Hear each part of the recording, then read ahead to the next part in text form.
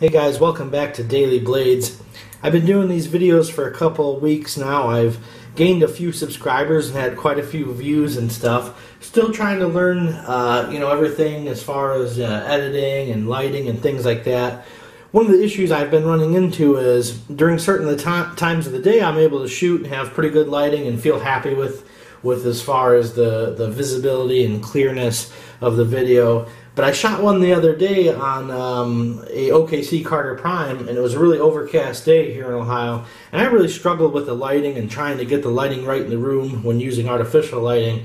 So if any of you guys got any suggestions, or you know of a good video to watch on YouTube that talks about lighting for these videos and things like that, or photo shoots, that'd be great, because like I said, I'm really just trying to get the hang of it. I also did start an Instagram for the knives and stuff. It's called Daily Blades 1. If you want, go ahead and check it out. There's a lot of high resolution photos of various knives and stuff on there. And also, don't forget, I am owner of Charlie James Customs. We build custom motorcycles and stuff. We have an Instagram for that as well, and there's a lot of really cool bikes that we've built on there, so go ahead and check that out as well.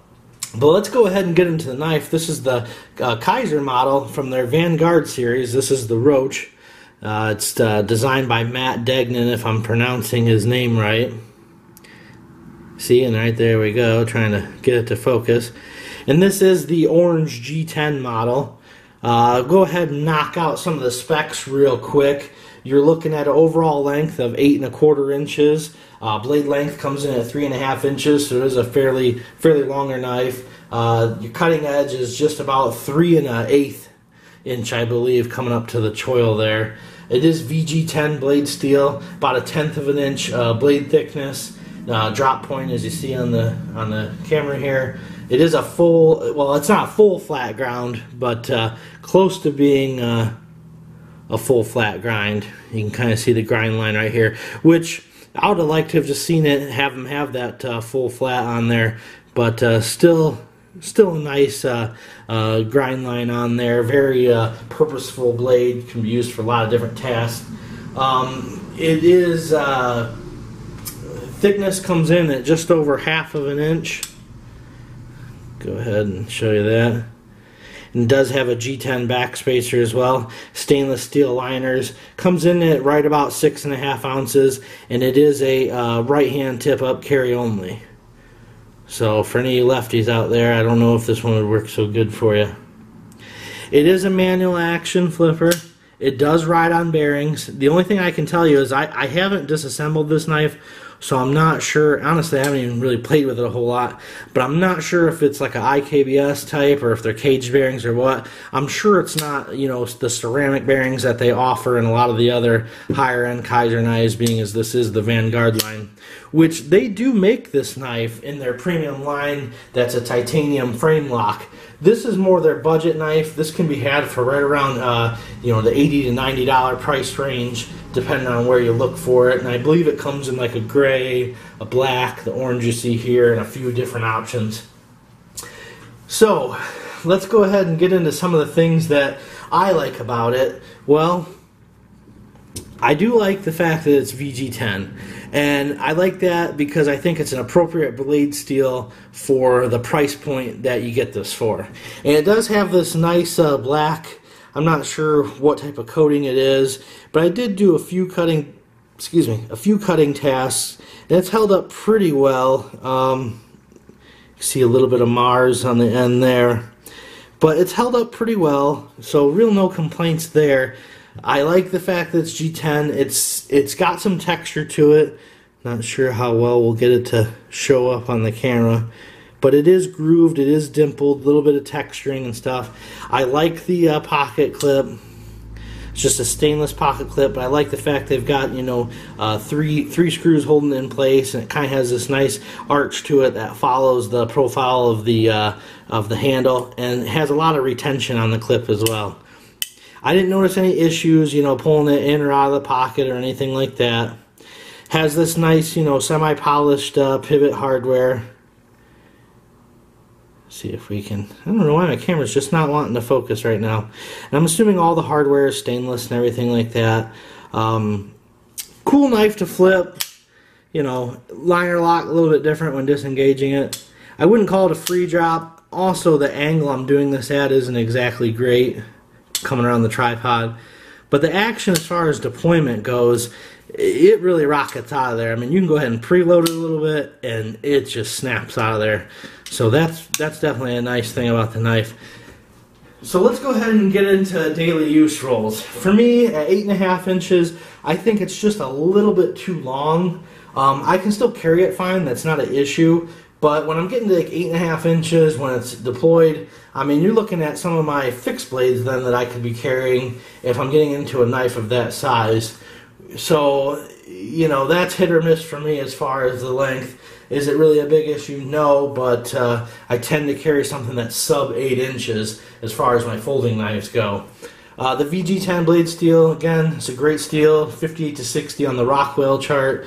So good hardness, going to have some decent edge retention, but the cool thing about it is even once you wear it down, you're going to be able to put a nice edge right back on it without a whole lot of you know, effort or issues as far as that goes. My biggest complaint on the knife is the grip. Now, I liked it initially, looking at it and seeing the cutout on the blade, you know, the finger choil, and seeing this groove pattern in the handle, and then they have this little pinky spot here.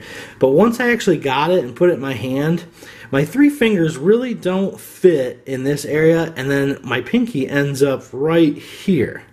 So I end up having to hold it back here, and if you look, it's awkward. There's a gap in my hand. So it just feels a little funky that way. And I still would feel like I would have enough control to do some cutting, some chopping, you know, slicing, piercing. I think I could do it, but it's just not very comfortable in the hand. However, when I go ahead and choke up and I use that finger choil and I index it into my palm and I'm able to get these last 3 fingers all inside that cutout. Alright guys, sorry about that. I had a little bit of a technical difficulty with the camera. But yeah, so if I go ahead and choke up on it and use that finger choil and, you know, index it into my hand in this position, you know, choke up with my thumb on the spine of the blade, I feel like I have a whole different knife in my hand. The control I have for some, you know, fine cutting and things as far as slicing go or chopping or opening packages, I just feel like it's greatly, greatly enhanced. There's no hot spots or anything like that. And I should mention, there's no actual hot spots when I hold it back here either. I don't know if it's just because I have, you know, fatter fingers or what, but they feel a little bit, you know, smushed in this. The first 3 feel a little smushed, and then the pinky ends up on that point, or if I put it where they intend you to hold it, it feels too far back, and I'm left with this gap. And it just feels awkward in the hand. And there's no hot spots or anything. It just doesn't feel comfortable to me. And it might vary for you. So, but yeah, as soon as I go ahead and choke up, feels great. Like I said, it feels like a whole different knife in my hand. I feel like it'd be good for piercing, slicing, chopping. I mean, anything like that. So, also, I got the flashlight right here. Wanted to mention that they did skeletonize the right side of the liner on the right side of the knife. So, don't know how good it's showing up, but you should be able to see. So I did skeletonize it on one side. This particular one has a little bit of an early lockup. I would say it's right around the 30%. So, you know, a useful amount that it's locking up. But so action on the knife is really good. Bearings are pretty smooth. D10's very strong. I tried to, you know, shake it free, you know, several times and couldn't get it to. So good D10, decent blade material. The G10's, you know, grippy enough, but I'm just not sure how good of a knife it is for everyday roll, just because of the uncomfortableness in my hand. Now, granted, I can choke up and it becomes a lot more comfortable, but 8.5 inches overall, 6 ounces in weight. To me, I just don't know. I feel like if I'm willing to carry something that big, or something that's that weight, you know, then there's other options that I would maybe prefer to carry over it, like this REIT D9 or something like that. And also, just to give you some other size comparisons, here's a Rat Model 1 and D2, which again is a pretty long knife, you know. And here I was sharpening this. It's a Bird, you know, Meadowlark 2, or, you know, close relative to the Spyderco Delica. So that's just a couple of size comparisons. But yeah, guys, so this is the Kizer Roach not a bad knife. It's fun to flip and play around with. Pretty smooth action, especially coming out of their Vanguard line. D10's real good. You know, the color options are pretty cool, especially for me. I really like orange. But is it something I'll carry a whole lot? Probably not. But yeah, so there you go, guys. Thanks for watching the video. You guys have a great day.